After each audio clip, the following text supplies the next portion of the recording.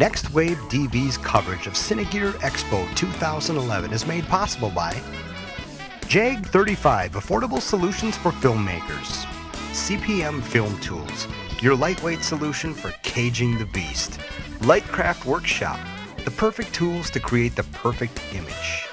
Tony from Next Wave DV here, and I'm here with Curt from View Factor. Now, Curt, you guys always approach camera rigs a little differently than everybody else, and you got some unique stuff that you're going to show us today. Yeah, definitely. So this one is a little rig that we made for Stargate Studios. It's called the Orbis Mini. I don't know if you guys saw the Orbis original one last year. That was 9 cameras. They're 5D cameras, and of course that's really expensive when you start throwing 15mm lenses and things like that on there. So these cameras from Canon, they're little, I believe they're PowerShot ELPH 300HSs, and they have 1080p video at 24 frames per second, and they're only $250 a piece. So you can put 12 of them in an array, and with some little diligent hacking, you can actually get to control all the camera functions. So this one in particular, we can start and stop recording. We can change focal lengths, we can format cards, we can power them off, we can do all sorts of neat things with it. So that rig is, we just made this thing literally probably about 3 weeks ago, and it went to Paris and they used it for a few days in Paris. The other rig is actually that one over there, which is a little 3-camera rig.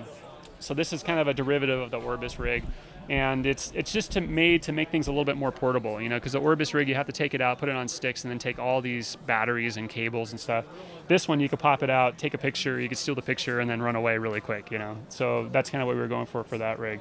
So, in terms of HDSLRs, we've been doing pretty well on just selling a bunch of cages and things. It's been financing a lot of other little toys and gadgets. In terms of the powered cages, we haven't really modified them too much lately. For the non-powered cages, we've gone over and added a couple little features from last year, which is mainly this little HDMI clamp. So you can actually keep the camera from, flickering and having problems and things like that. So that's HDSLR land. So the other stuff we've been working on are our focus motors. So these are the Inclino focus motor.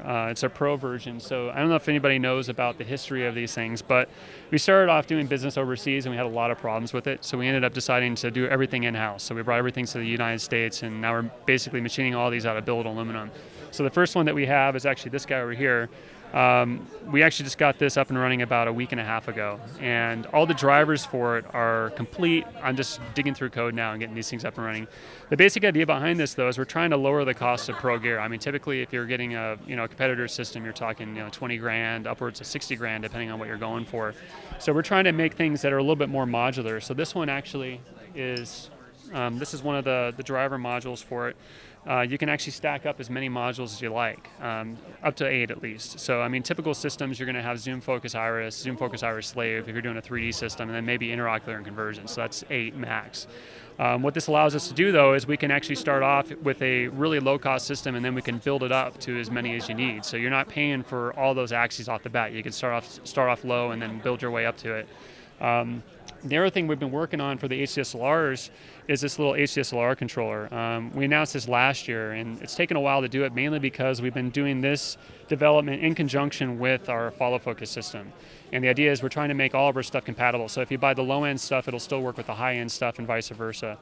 So this one actually is working off Wi-Fi, and it'll talk to our receiver, and you can control the motor with it, but you can also use our Pro controller to control the motor.